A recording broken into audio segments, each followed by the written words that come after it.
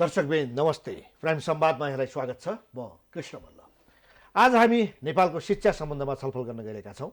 खास गरी त्रिभुवन विश्वविद्यालयमा उपकुलपति नियुक्ति र निकै चर्चामा रहेको उच्च शिक्षा विधेयकका बारेमा आज हामी समीक्षा गर्न गएका छौँ। र यसको निम्ति त्रिभुवन विश्वविद्यालयका सहप्राध्यापक डाक्टर विष्णु पोखरेल हामीसँग हुनुहुन्छ। डाक्टर साहब, स्वागत छ यहाँलाई। नमस्कार, धन्यवाद। अब यो निकै चर्चामा छ, त्रिभुवन विश्वविद्यालयमा उपकुलपति नियुक्ति कसरी गर्ने भन्ने विषयमा सबैको ध्यानाकर्षण भएको। राजनीतिक दलका नेताहरूले पनि प्रधानमन्त्रीलाई यस रूपमा सुझावहरू दिएका। अब पहिला त त्रिभुवन विश्वविद्यालयमा उपकुलपति नियुक्तिको निम्ति एउटा सूचना आइसकेपछि त्यो सूचना प्रधानमन्त्रीको निर्देशनमा हटाएर अर्को सूचना गरिएको अवस्था हो। त्यसपछि लाग्छ 43 जना सिनियर प्रोफेसरहरूले उपकुलपति बन्नको निम्ति आवेदन दिनुभएको छ। सबैभन्दा पहिला त्रिभुवन विश्वविद्यालयको उपकुलपति किन यति महत्त्वपूर्ण हो र यसमा यत्रो हानाथाप किन भइरहेछ? नेपालको उच्च शिक्षाको करिब 70 देखि 75% ठेकेको त्रिभुवन विश्वविद्यालय हो। त्रिभुवन विश्वविद्यालयको भिसीले समग्र देशको शैक्षिक प्राज्ञिक कुराहरूको नेतृत्व गर्ने हुँदा त्रिभुवन विश्वविद्यालयको भिसीका लागि अहिले अत्याधिक बढी चासोको विषय छ र नेपाल सरकारले सुरुमा एउटा सूचना निकाल्यो। त्यो सूचना कहीँ न कहीँ नियत खराब भएको आम प्राध्यापकहरूको बुझाइ थियो। त्यसपछि फेरि अर्को सूचना निकाल्यो, 15 दिने सूचना निकाल्यो। त्यसमा हाम्रा आदरणीय 43 जना प्राध्यापकहरूले त्यसमा निवेदन दिनुभएको छ। हुन त यो यसरी निवेदन मागेर विज्ञापन गरेर विश्वविद्यालयको भिसी नियुक्ति गर्नु आफैमा एउटा छलफलको विषयवस्तु हो। किनभने यो देशमा प्राज्ञहरू छन्, त्यो प्राज्ञहरूको नेपाल सरकारसँग रोस्टर हुनुपर्ने, त्यो प्राज्ञहरूको प्राज्ञिकता सम्बन्धी नेपाल सरकारकोमा आफ्नै किसिमको एउटा सिस्टम हुनुपर्ने। तर त्यो नहुँदै गर्दा एउटा 3 सदस्यीय सर्च कमिटी बनाउने जुन ऐनमा व्यवस्था छ, त्यो व्यवस्था भए अनुसार त्यो सर्च कमिटीले विज्ञापन गरेर आवेदन माग गरेको। त्यसभित्र रहेका प्राध्यापकहरूको प्राज्ञिकता, त्यसभित्र रहेका प्राध्यापकहरूको क्षमता, त्यसभित्र रहेको प्राध्यापकहरूको गुणस्तरमा कहीँ कतै केही कुराहरू उड्दै गर्दाखेरि पनि ती प्राध्यापकहरू आफैमा सक्षम हुनुहुन्छ, कुनै प्राज्ञिक रूपमा सक्षम हुनुहुन्छ, संसारले मानेको साइन्टिस्ट हुनुहुन्छ। त्यहाँभित्र पब्लिकेसनमा नेपालको टपमोस्ट पब्लिकेसन जसले गर्दा विश्वविद्यालयको गरिमालाई उच्च राख्ने, विश्वविद्यालयको र्याङ्कलाई माथि पुर्याउन सक्ने आदरणीय प्राध्यापकहरू हुनुहुन्छ। कसैले प्याटेन्ट राइट लिएका प्राध्यापकहरू पनि हुनुहुन्छ त्यहाँभित्र। आवेदन 43 जनाभित्र।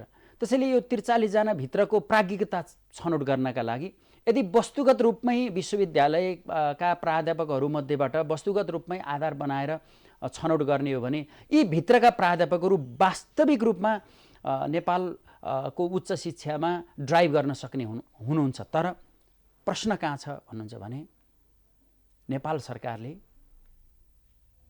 त्रिभुवन विश्वविद्यालयका 4वटा रिसर्च सेन्टर छन्, सेरिड, सिनास, रिकास र सेडा। यी 4वटा रिसर्च सेन्टरहरूलाई लामो समयसम्म अनुसन्धानका लागि बजेट एलोकेट गरेन। नेपालमा अनुसन्धान कसले गर्छ भने एउटा आइएनजिओ अथवा एनजिओलाई दिइन्छ, त्यसैले अनुसन्धान गर्छ, त्यसको आफ्नो अब्जेक्टिभ अनुसार अनुसन्धान गरेर अनि नेपाल सरकारलाई बुझाउँछ। त्यही नै नेपाल सरकारको पोलिसी हुन्छ। त्यसैले भिसी नियुक्त हाइली प्राज्ञिक व्यक्ति आउँदैमा विश्वविद्यालयको समग्र परिवर्तन हुन्छ। अब यो भिसीको निम्ति मुख्यतः हामीलाई एकाडेमिक ब्याकग्राउन्ड स्ट्रङ भएको मान्छे चाहिएको हो कि त्यो म्यानेजरियल स्किल भएको मान्छे चाहिएको हो? त्रिभुवन विश्वविद्यालयको भिसी हुँदै गर्दा एकाडेमिक स्किल एउटा महत्त्वपूर्ण पाटो हो, तर त्यो त हुनै पर्यो। तर वार्षिक रूपमा त्रिभुवन विश्वविद्यालयले 4 अरब पेन्सनको रूपमा खर्च गर्छ। पेन्सनका लागि निवृत्त प्राध्यापक र कर्मचारीहरूको पेन्सनका लागि 4 अरब खर्च गर्छ भने त्यो 4 अरब पैसा मध्ये एक सुका पनि नेपाल सरकारले पेन्सनका लागि भनेर दिँदैन। नेपाल सरकारबाट, अर्थ मन्त्रालयबाट त्यो बजेट लिउन सक्ने व्यक्ति पनि एकाडेमिक व्यक्ति मात्रै भएर त्यो बजेट आउन सक्दैन नि। 4वटा रिसर्च केन्द्रहरू छन्, रिसर्च सेन्टरहरू छन्। ती रिसर्च सेन्टरलाई मोबिलाइज गर्नका लागि नेपाल सरकारबाट बजेट को व्यवस्था गर्ने, विदेशी विश्वविद्यालयहरूसँग टाइअप गरेर बजेट व्यवस्थापन गर्ने, यहाँ विशुद्ध प्राज्ञिक भन्दा पनि यहाँ प्रशासनिक क्षमता भएको विश्वविद्यालय जुम्लामा पनि क्याम्पस छ, डडेलधुरामा पनि क्याम्पस छ, डोटी पनि क्याम्पस छ, त्यस्तै धनकुटा पनि क्याम्पस छ, भोजपुर पनि क्याम्पस छ, काठमाडौँ पनि क्याम्पस छ, बुटोल पनि क्याम्पस छ, चितवन पनि क्याम्पस छ। यस्तो भेरियस लोकेसनमा छन् यी क्याम्पसहरू। यी क्याम्पसको समग्र विश्वविद्यालयको उच्च शिक्षा धानेका यी सम्पूर्ण क्याम्पसहरूलाई बुझेको, भोजपुर पनि बुझेको, डडेलधुरा पनि बुझेको, त्रिभुवन विश्वविद्यालयभित्रको प्रशासनिक क्रियाकलाप पनि बुझेको व्यक्ति आयो भने यो विश्वविद्यालय ड्राइभ हुन्छ। होइन भने यसभन्दा पहिलाको भिसी एकदमै एकाडेमिकल्ली हाई हुनुहुन्थ्यो। उहाँ एउटा वरिष्ठ डाक्टर हो, तर उहाँले नेपाल सरकारसँग समन्वय गर्न अलिकति केही कमजोरी भयो। आर्थिक रूपमा विश्वविद्यालयलाई माथि लैजानका लागि केही बजेट ल्याउन गाह्रो भयो। अब यसरी के देखिन्छ भने विश्वविद्यालयको भिसी आउँदैमा पुरै कायापलट नै हुन्छ भनेर भन्ने। अब त्यो भिसीको निम्ति डाक्टर साहब मुख्यतः पोलिटिकल एफिलिएसन भएको मान्छे चाहियो नि त। हामी त यो खुला प्रतिस्पर्धाबाट जसरी चाहिँ उपकुलपतिको खोजी गरिरहेका छौँ, पोलिटिकल्ली एपोइन्ट भएको भए त्यसले यी मान्छे काम गर्न सक्थ्यो होला नि। अब खुला प्रतिस्पर्धाबाट त जो पनि आउन सक्छ। खुला प्रतिस्पर्धामा विश्वविद्यालयलाई बारम्बार के भनिएको छ भने नि, दलीयकरण भयो, राजनीति भयो भनेर भनिएको छ नि। यो देशको राजनीति नबुझेको व्यक्ति, विश्वविद्यालयभित्रको प्रशासनिक क्रियाकलाप नबुझेको व्यक्ति, शैक्षिक क्रियाकलाप नबुझेको व्यक्ति, विशुद्ध प्राज्ञिक व्यक्ति मात्रै आउँदाखेरि यो विश्वविद्यालयको समग्र शिक्षा प्रणालीलाई अघि बढाउन गाह्रो पर्छ। त्यसैले विश्वविद्यालय बुझेको व्यक्ति आउनु पर्यो। विश्वविद्यालय बुझेको र यो देशको राजनीतिक प्रणाली बुझेर त्यहाँबाट पहुँच पुर्याएर विश्वविद्यालयका रिसर्च सेन्टरहरूलाई अघि बढाउन, जति पनि आङ्गिक क्याम्पसहरू छन् ती आङ्गिक क्याम्पसको आर्थिक अवस्था सुधार गर्नका लागि, र सबभन्दा महत्त्वपूर्ण कुरा त के छ भन्नुहुन्छ भने विश्वविद्यालयको भिसी नियुक्ति भएको दिनदेखि मैले विश्वविद्यालयका प्राध्यापकहरूलाई कसरी पेन्सन खुवाउने हो भन्ने तनाव सिर्जना हुन्छ। नेपाल सरकारले आर्थिक रूपमा केही सपोर्ट गर्ने हो भने यहाँ थोरै मात्रै परिवर्तन गर्दाखेरि पनि विश्वविद्यालयका कुराहरू परिवर्तन हुन सक्छ। 43 जनामा दलीय आबद्धता छैन? कुनै न कुनै रूपमा दलसँग त यिनीहरू सम्बन्धित अवश्य छन्। 43 जनामा 43 जना कुनै न कुनै रूपमा राजनीतिक दलसँग आबद्ध, कोही एउटा सदस्य लिएर हुनुहोला अथवा शुभेच्छुकको रूपमा हुनुहोला। मात्रै के हो भने नि नेपालमा राजनीतिक दलमा आबद्ध नभएको व्यक्ति को छ? विशुद्ध स्वतन्त्र व्यक्ति हुँ भनेर त प्राध्यापकहरूका संस्थै छन् नि, सङ्गठनहरू नै छन्, कोही प्रजातान्त्रिक, कोही प्रगतिशील, होइन, विभिन्न छन्। यस्तो हो, यी सङ्गठनहरूले विश्वविद्यालयको समग्र शैक्षिक प्रशासनिक पक्षहरूलाई माथि उठाउनका लागि गरेका क्रियाकलापहरूलाई राजनीतिक कलर मात्रै लगाएर यी समग्र कुराहरूको उन्नति विकास हुन सक्छ जस्तो लाग्दैन।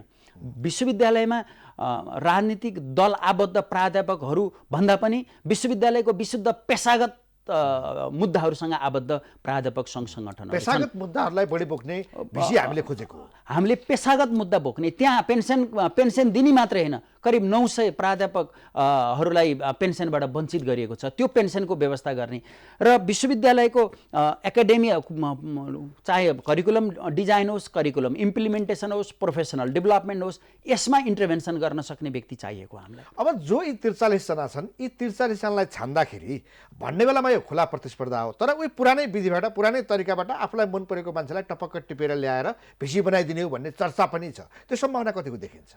विश्वविद्यालयको भिसी अहिलेको कार्यविधिलाई वस्तुगत रूपमा आधार बनाएर लागू गर्दाखेरि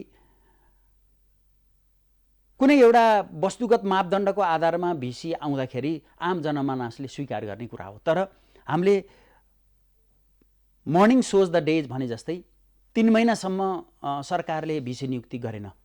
अहिले 3 महिना, आज मात्रै 3 महिना पुग्यो र आजदेखि फेरि अर्को 3 महिनाका लागि नेपाल सरकारले प्राध्यापक डाक्टर शिव भुसाललाई नै निमित्त भिसीको रूपमा तोकेको छ। अब 3 महिना जागिरी लम्बी हो। अब 3 महिना गर्दै सरकारले पनि जाने। यसरी अब विश्वविद्यालयमा एकदम आमूल परिवर्तनको आवेदन आइसकेपछि फटाफट यसलाई त छनौट प्रक्रिया अगाडि बढाउनु पर्यो। तर त्यो नहुँदै गर्दा हामीलाई आशंका के छ भने देखाउँदाखेरि ठुला कुराहरू देखाउने, तर नियुक्ति गर्दाखेरि आफूले प्लान गरेको, आफूले एउटा योजनाबद्ध रूपमा ल्याउन खोजेको व्यक्तिलाई त्यो सिस्टमभित्रबाट छिराएर ल्याएर ल्याउन खोजेको जस्तो देखिन्छ। यो चाहिँ नहोस् भन्ने आम प्राध्यापकहरूको बुझाइ छ। र खोजेको कसले, प्रधानमन्त्रीले कि शिक्षा मन्त्रीले? नेपाल सरकारभित्र रहेको शिक्षा मन्त्रालय र प्रधानमन्त्रीको कार्यालय नै हो यो खास। प्रधानमन्त्रीको कार्यालय र शिक्षा मन्त्रालय यो नियुक्ति गर्ने, यो क्याबिनेटबाट नियुक्ति हुने भन्दा पनि प्रधानमन्त्री एकै शिक्षा मन्त्रीको 3 सदस्यीय सर्च कमिटीले सिफारिस गरिसकेपछि प्रधानमन्त्रीले नियुक्ति गर्ने कुरा हो।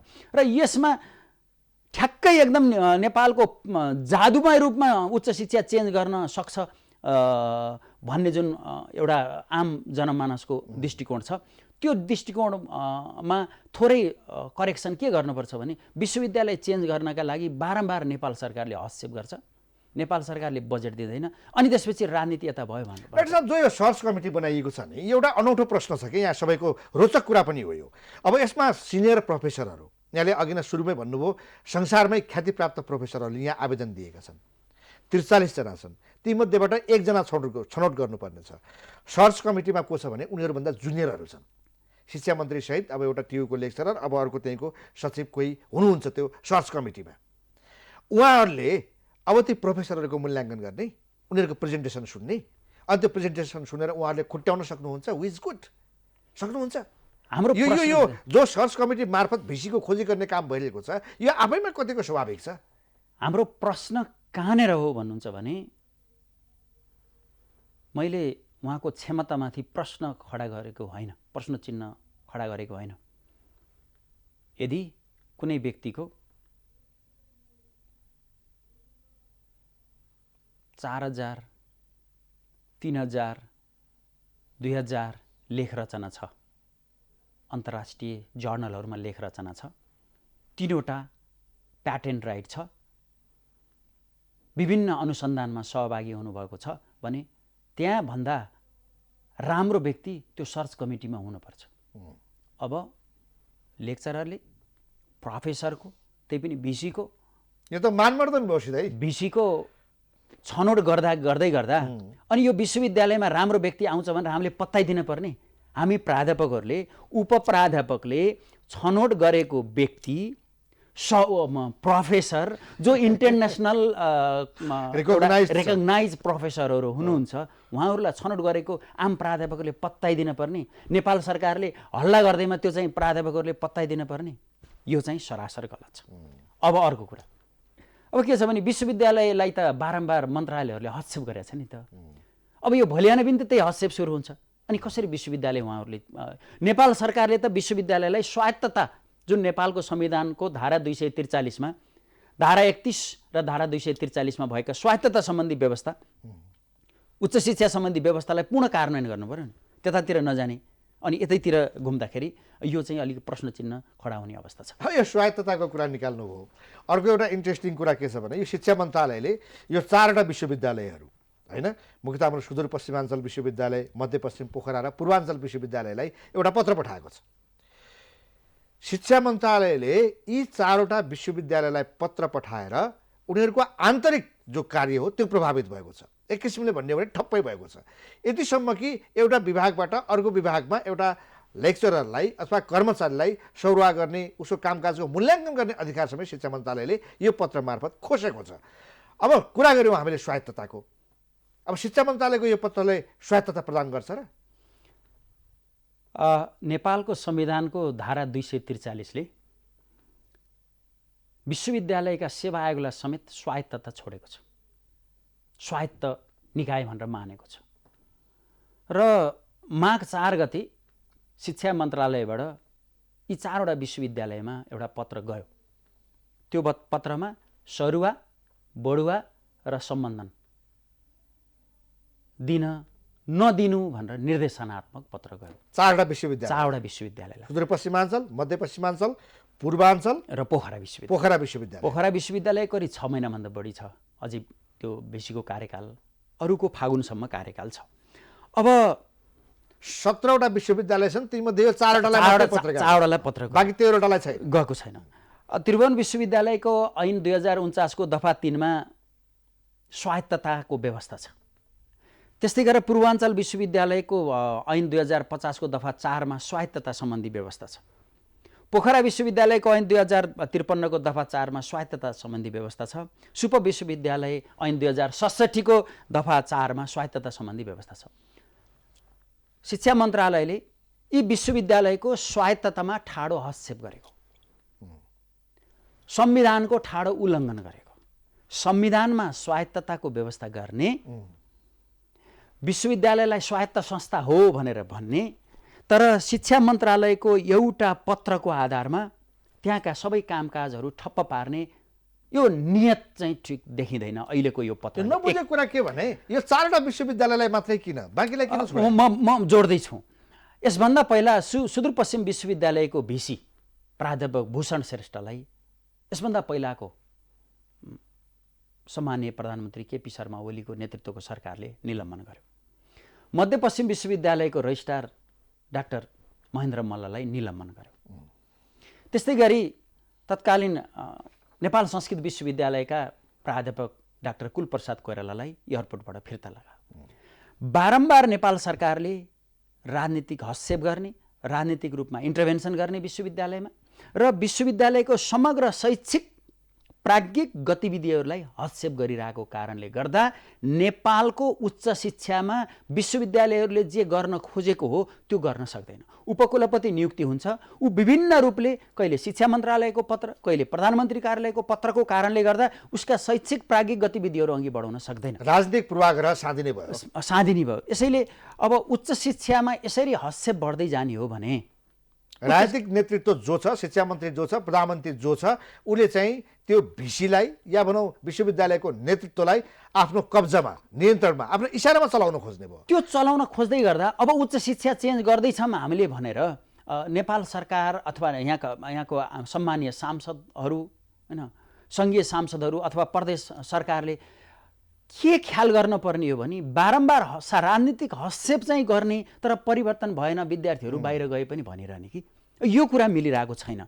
र अब यो कुरा यसका दोषीहरू उपकुलपतिहरू होइनन्। यसका दोषी त अहिलेको परिवेशमा हेर्दाखेरि यसको दोषी भनेको समग्र उच्च शिक्षाको जिम्मा लिएर नेपाल सरकारको नेतृत्व गरिरहेको मन्त्री, मन्त्रालय, सम्मानीय कुलपतिहरूले यसको जिम्मा त लिन पर्यो। आरोप त के हुन्छ भने विश्वविद्यालयमा बढी राजनीति हुन्छ, त्यहाँका प्रोफेसरहरू पढाउनुभन्दा राजनीति बढी गर्छन्, त्यहाँका पदाधिकारीहरू अब उपकुलपति, रेक्टर, रजिस्ट्रार जो छन् यिनीहरू पनि राजनीति बढी गर्छन् भन्ने त्यो आरोप हो।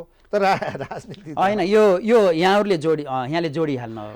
अब अहिले भर्खरै एउटा विधेयक आएको छ नि त, उच्च शिक्षा सम्बन्धी कानुनलाई संशोधन र एकीकरण गर्न भनेको विधेयक। त्यसमा यसरी अङ्कुश लगाउन खोजेको छ। एउटा त प्रदेश विश्वविद्यालयहरू भनेर एउटा ऐन सुरु हुँदाखेरि प्रदेशको परिकल्पना नगरेको अवस्थामा प्रदेश विश्वविद्यालयहरूको परिकल्पना गरिएको छ। तपाईँले भने जस्तो अब यसरी प्राज्ञिक, शैक्षिक, अनुसन्धानमा कुरा, शैक्षिक परामर्श, ट्रेनिङ पनि दिन नपाइने भनेर ऐनमै व्यवस्था गर्न लागेको छ, जुन कुरा हास्यास्पद छ, जुन कुरा अहिलेको अब उच्च शिक्षा ऐनको रूपमा अघि तालिमहरू पनि दिन नपाउने छ एउटा कुरा। र त्यहाँभित्र अब उच्च शिक्षा विधेयक आउँदैछ। त्यो विधेयकमा सबैभन्दा आपत्तिजनक कुरा के छ भने त्रिभुवन विश्वविद्यालय, नेपाल खुला विश्वविद्यालय, नेसम्बी, कृषि तथा वन लगायतका 6वटा विश्वविद्यालयलाई केन्द्रीय विश्वविद्यालय बनेको छ। सुप विश्वविद्यालय, मध्यपश्चिम विश्वविद्यालय, पोखरा विश्वविद्यालय, पूर्वाञ्चल विश्वविद्यालय लगायतका विश्वविद्यालयले प्रादेशिक विश्वविद्यालय, प्रदेश विश्वविद्यालय भनेर जो अघि पत्र पठाएका 4वटा विश्वविद्यालय थिए, यिनी लगायत प्रदेश विश्वविद्यालय बनाउने भनेको छ। अब कुरा के हुन्छ भने नि किन यो छुट्याएको रहेछ? कसैलाई प्रदेश विश्वविद्यालय, कसैलाई चाहिँ छुट त्यतिकै ओपनली छोड्छ? होइन, यहाँ कस्तो देखिन्छ भन्नुहुन्छ भने प्रदेश विश्वविद्यालय किन स्थापना भयो भन्ने कुरा महत्त्वपूर्ण हुन्छ। जस्तै कि उदाहरणलाई सुदूरपश्चिम क्षेत्रमा, प्रदेशमा अहिलेसम्म राम्रो मेडिकल कलेज छैन। त्यहाँ आङ्गिक क्याम्पसहरू, त्रिभुवन विश्वविद्यालयका आङ्गिक क्याम्पसहरू अत्यन्तै न्यून छन्, थोरै छन्। र ती क्याम्पसहरूलाई इक्विटीको आधारमा माथि उठाउनका लागि, त्यहाँको समग्र शैक्षिक प्राज्ञिक गतिविधिलाई माथि उठाउनका लागि, त्यहाँको प्रदेशको आर्थिक अवस्था माथि उठाउनका लागि, कर्णाली प्रदेशको अवस्था माथि उठाउनका लागि यी यस्ता विश्वविद्यालयहरू स्थापना गरिएका हुन्। तर अहिले प्रदेशमा लैजाँदै गर्दा प्रदेशले आफ्नो खर्च धान्न सकेको अवस्था छैन। गत सालको रिपोर्ट, नेपाल सरकारकै रिपोर्ट अनुसार के छ भने कुनै प्रदेशले 29.72% आफ्नो खर्च धानेको छ भने कुनै प्रदेशले 72.77% मात्रै आफ्नो खर्च धानेको छ, बाँकी खर्च पनि धान्न सक्ने अवस्था छैन। अब फेरि यी विश्वविद्यालय प्रदेश संरचनामा लग्यो भने टिक्नेवाला छैन। यिनीहरूलाई प्रदेश संरचनामा लग्यो भने टिक्ने अवस्था छैन। अहिले नै सुदूरपश्चिम विश्वविद्यालयलाई अलिकति बास गरेर जम्मा 10 करोड विकास खर्च दिएको छ। नेपाल संस्कृत विश्वविद्यालयले जम्मा 6 करोड विकास खर्च दिएको छ। अब रेभिन्यू जेनेरेसन गर्न नसक्ने प्रदेशमा लगेर प्रदेश विश्वविद्यालयमा लैजाने भने फेरि अब सुप अझै पछि पर्न सक्छ, कर्णाली प्रदेश अझै पछि पर्न सक्छ। उनीहरूले यसको इम्प्याक्ट के पर्छ मतलब गरेनन्। अब जस्तो राजनीतिक संरचनामा त हामी प्रदेशमा गएका छौँ नि, प्रदेश सरकारमा छौँ। अब हाम्रा हरेक निकायहरूलाई संहितामा लैजाने, प्रदेश संरचनामा लैजाने उनीहरूको तयारी हो। यसकारण पनि विश्वविद्यालयलाई प्रदेश संरचनामा लैजाने नलग्ने हो भने संहिताको विरोध गरेको अर्थ लाग्ने। यसमा एउटा महत्त्वपूर्ण कुरा के बुझ्दिनुपर्छ भन्नुहुन्छ भने नि 2050मा स्थापना भएको, 2053मा स्थापना भएको, 2067मा स्थापना भएका विश्वविद्यालयहरू जो त्यति बेलाको आवश्यकता, त्यहाँको जनताको आवश्यकता अनुसार स्थापना भएका विश्वविद्यालयहरूलाई केन्द्रीय विश्वविद्यालयको रूपमा नै कायम गर्नुपर्छ। अहिले त कुनै प्रदेशको शिक्षा मन्त्रीलाई कुलपति गराउन प्रदेश विश्वविद्यालय, केन्द्रीय विश्वविद्यालय प्रधानमन्त्रीलाई कुलपति बनाउन केन्द्रीय विश्वविद्यालय। अब यसरी मन्त्रीहरूलाई भागभण्डा लाउनका लागि प्रदेश विश्वविद्यालय र केन्द्रीय विश्वविद्यालय आपत्तिजनक छ, नम्बर 1। नम्बर 2, देशको बजेट, प्रदेशको बजेटले त्यहाँका प्रदेश विश्वविद्यालयहरूलाई धान्न सक्ने अवस्था छैन, नम्बर 2।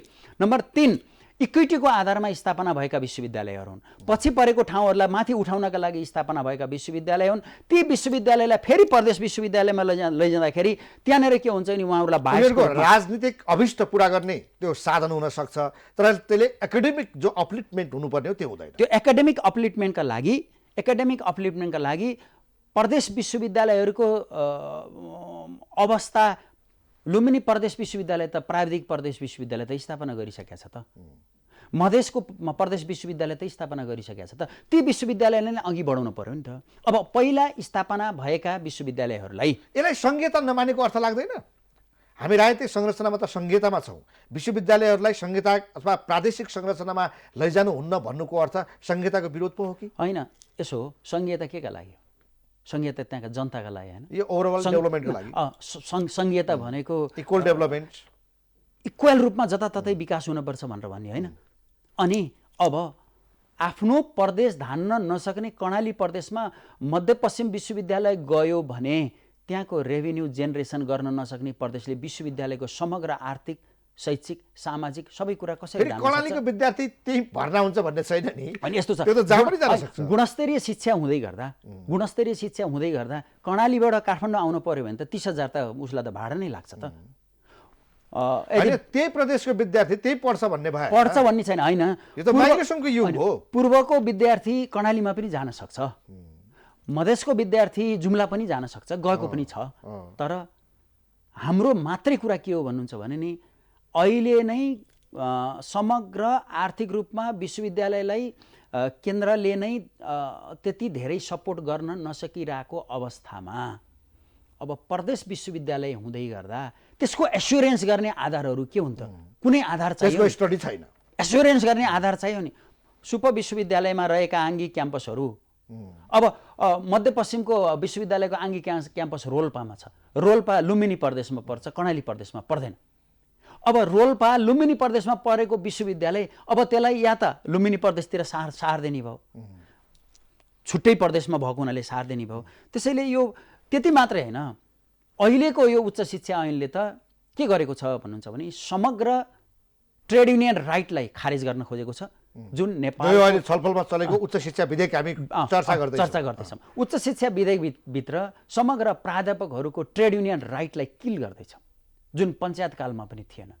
त्यो भनेको ट्रेड युनियन राइट भने के हो? ट्रेड युनियन राइट भनेको त्यहाँभित्रका चाहे रिसर्चका कुरा हुन्, चाहे प्रोफेसनल डेभलपमेन्टका कुरा हुन्, चाहे चाहिँ समग्र क्रिटिकल डिस्कोर्सको कुरा हो, समग्र शैक्षिक प्रणालीको बारेमा, राजनीतिक प्रणालीको बारेमा हाम्रो क्रिटिकल डिस्कोर्स भयो। यस्ता डिस्कोर्सै अघि बढाउनका लागि अङ्कुश लाउने किसिमको विधेयक आउँदैछ। त्यसैले यो विधेयक विशुद्ध विश्वविद्यालयका प्राध्यापकहरूले बोल्न लेख्न अनुसन्धान गर्न केही नपाउने भयो। अब त्यो चाहिँ एउटा शिक्षा प्राध्यापकहरूले बोल्न लेख्न डिस्कोर्स चलाउन नपाउने भएपछि कसले बोल्ने? यो देशमा चाहिँ शैक्षिक चेतना कसरी अगाडि बढ्छ? शैक्षिक चेतना मार्नका लागि समग्र विश्वविद्यालय अहिले भएका 17वटा विश्वविद्यालय चाहे त्यो केन्द्रीय विश्वविद्यालय हुन् अथवा प्रदेश विश्वविद्यालय, समग्र विश्वविद्यालयलाई शिक्षा मन्त्रालयभित्रको एउटा शाखाले नियन्त्रण गर्नका लागि बनाइएको उच्च शिक्षा विधेयक यो छ। विधेयक कसले लेखेको हो खास? यो उच्च शिक्षा विधेयक हेर्दाखेरि त्यहाँ प्राज्ञिकता कहीँ कतै झल्किँदैन।